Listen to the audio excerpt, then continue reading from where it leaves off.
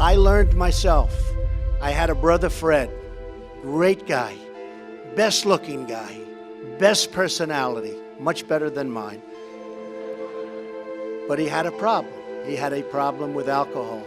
And he would tell me, don't drink, don't drink. He was substantially older, and I listened to him and I respected, but he would constantly tell me, don't drink. He'd also add, don't smoke. But he would say it over and over and over again. And to this day, I've never had a drink. And I have no longing for it. I have no interest in it. To this day, I've never had a cigarette. But he really helped me. I had somebody that guided me. And he had a very, very, very tough life because of alcohol, believe me. Very, very tough, tough life. He was a strong guy, but it was a tough, tough thing that he was going through. But I learned because of Fred. I learned.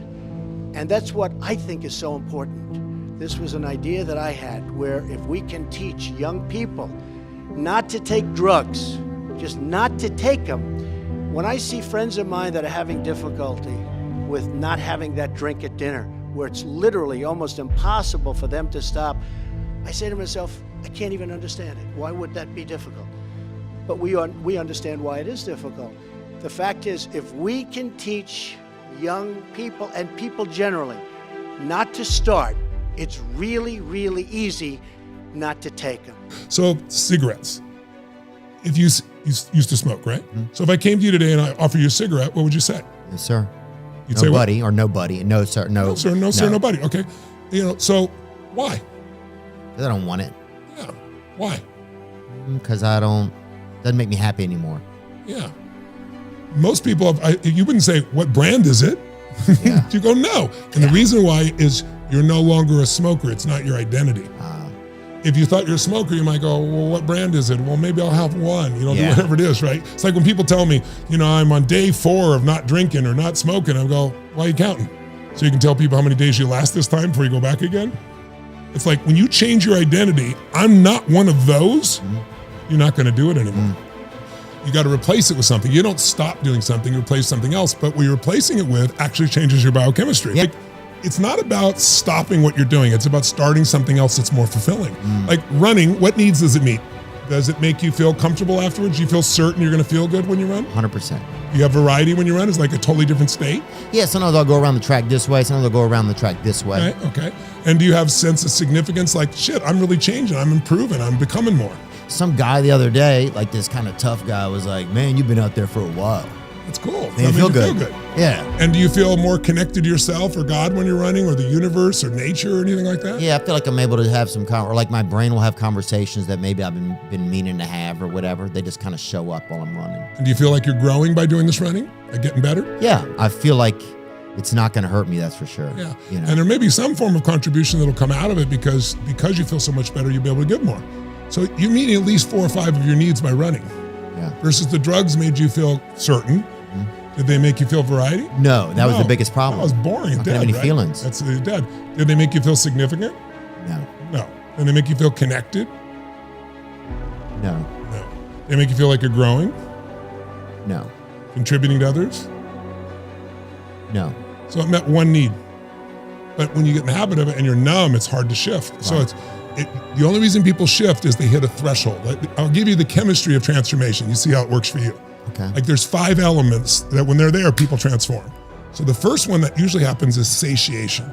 Satiation means there's nothing wrong, but you've been doing the same thing over and over and over again. After a while, if your favorite meal was steak and lobster and you have it every day, 3 times a day, there's gonna be a point where you go like, there's nothing wrong with steak and lobster, but man, I'm satiated, right?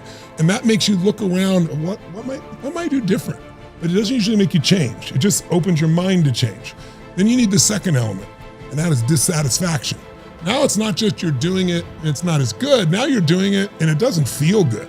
And you start to feel that in the relationship side. Just like this, I don't want to feel this way. Then that's still not enough. That makes you look more for a change. That's the second piece of chemistry. Wow. The third piece of chemistry is now you hit a threshold. Threshold's like, you ever been in a relationship like way too long? Oh, yes. You knew it was wrong. You knew it wasn't serving them or serving you, but you stayed because it was certain.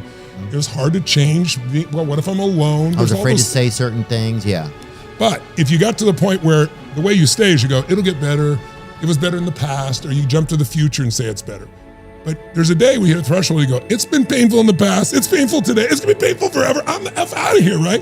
That's when people start to change. When you hit a threshold, you get the fourth piece, you get an insight. And the insight is what's really true, and usually figure it out. It's not my partner, it's not my job, it's me. What's going on in me? And you make a distinction, and that creates an opening. Like there's a chance for you to change your life in that moment. You had that when you were here and you couldn't feel anything with this girl, felt dissatisfaction, you eventually got to a threshold, and you finally said, wait a second, these drugs are just making me numb, I gotta do something. And you had to jump through the opening because you didn't know what was on the other side. There's uncertainty. A lot of people go through all that and they get to the opening and it only stays open for a few moments. If you don't do something with the insight, it closes, you start all over again. You got to go through all the time period of getting satiated and getting dissatisfied again, hitting a threshold. And then esteemable people do esteemable things. It's like, yeah, well, you want to figure out something that you're doing with your life that's worth not getting drunk and screwing up. Yeah. Right. Because that's fun. Yeah, you want to have something on the other side of that teeter-totter that has some value to you. You bet. And so that you can think, no, I'm not going to get drunk and screw that up. Right. Because, you might say, well, why do people drink too much? It's like, if you like alcohol, that's a stupid question. Yeah. Right. It's like, why do people drink too much? Well, because it's great. Yeah. It's like, okay, so why stop? Well, you do stupid things when you're drunk. You hurt yourself. You compromise your health. It's really hard on the people around you. You tend to turn into a liar, and it screws up your life. Yeah. It's like, yeah, but it's pretty fun. Yeah, well, it is. But you need something better than that. And what's better isn't being straight and not making mistakes. It's like that's all prohibition in some sense. What's better is, no, you need an adventure, man. You need to get out there and have something to do. Yeah. And something worth waking up for. And that's the substitute for the addiction. Actually, the addiction is the substitute for that, if truth be known. Right, but eventually you can flip that around and you can find that, the much girthier and more, there's a lot of sexy weight in having self-worth, and that's what I've started to slowly find in my life. Yeah, and you might also, like the thing too is, there's something kind of, I don't know, the bar scene, the heavy drinking scene, there's something kind of edgy about it, and something kind of adventurous about it. And, you see that, it's kind of dramatized in people like Tom Waits, who's got that real hard edge, or Johnny Cash, or people, hard-living guys, Oh, yeah. Guys with 6 or 7 livers in them. Yeah, exactly. Yeah, well, there's something kind of romantic about that. Yes. And fair enough, but, well, then what that means is you have to build something like that into your own life. So maybe you need to take an adventurous trip now and then. You got to have something there that's edgy to replace that. And sometimes if people need a catalyst, so there's that moment, right? Like for me, the catalyst was like, I needed to I was experimenting with cocaine and I sacrificed like a neat job opportunity with that. I had planned on being there for the job. And next thing you know, I'd spent the night doing cocaine. Right. So I realized, okay, this is a little out of my control. So I have to make this. But if people don't have that sort of... I'm sure this must have happened when you decided to stop drinking. You must have thought, this isn't good. I'm not going to be funny anymore. I thought that. I thought there was going to be ramifications, yeah. Okay, and so what were they? What did you foresee happening? I thought I wouldn't be funny. I thought that people wouldn't like me. I thought that I wouldn't be able to meet girls if I wasn't drinking or having drugs or... Right, so that was what you were afraid of giving up if you stopped drinking. Right. What were you afraid of happening if you kept drinking? I was afraid of not achieving my dreams. I was afraid of, ending up a drug addict. I was afraid of dying in my sleep. Something, dying under the influence. Okay, so it's not like that doesn't happen to comedians. Right, it happens a lot. Yeah, it's one of our go-to moves. Well, exactly. Well, it's not an occupational hazard because you're up late at night and you're around bars all the time. It is. Because you're up late at night and you're Chris partying Farley right here. Right. Exactly. Well, and it happened to all sorts of comedians and rock musicians. It usually happens at about 27. Weirdly enough. So you were afraid you're going to die, or you're afraid you're going to become addicted. So let's say what would have life like been like you for you if you were addicted? So you don't have a career anymore. No. Right? So you've given all that up and failed. So that's fun. So that's going to drive you even more towards drugs. Yeah, it would have been all my dreams. It would have been miserable. Right. It would have been hell. Exactly. So why quit drinking? So I don't end up in hell. Hey, there's a reason to stop. And then if you make that hell real, it's like, here's all the details of my personal hell. Yes, let's avoid that. Right. So then you have something to run the hell away from. Right. and So now you have run something towards and something to run away from. And I'll say this too, if there's any young men or women out there who are listening to Jordan feeling like, well, I don't know if I start doing something different, like my friends are going to act a certain. Yeah, they are. They are. Yeah, that's But you're right. you're going to start creating conversations. You're going to become the intrigue because you're going to be bringing something new to the table. You're also going to find out who your friends are. Yeah. Because if you're starting to put your life together and you have friends that object, those are not friends. Those are just people you know.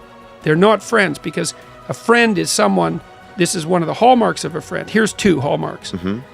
A friend is someone you can tell bad news to, and they won't tell you why you're an idiot, and they won't interfere with your suffering. They'll just listen, and maybe they'll suffer along with you. Okay, so you can tell bad news to them, and they won't tell you some worse thing that happened to them.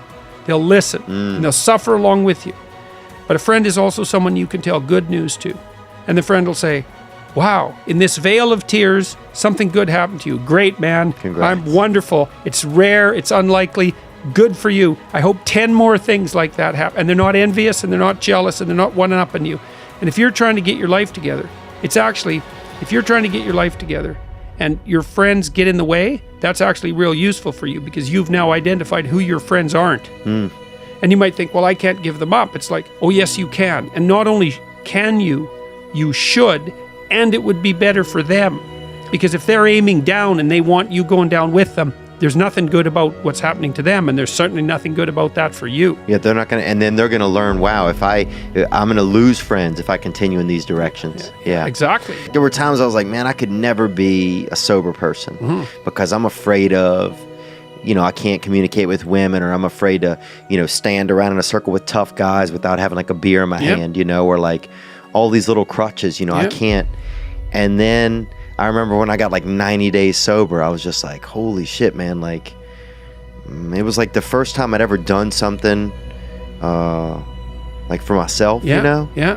And it just, man, it felt unprecedented. Yeah.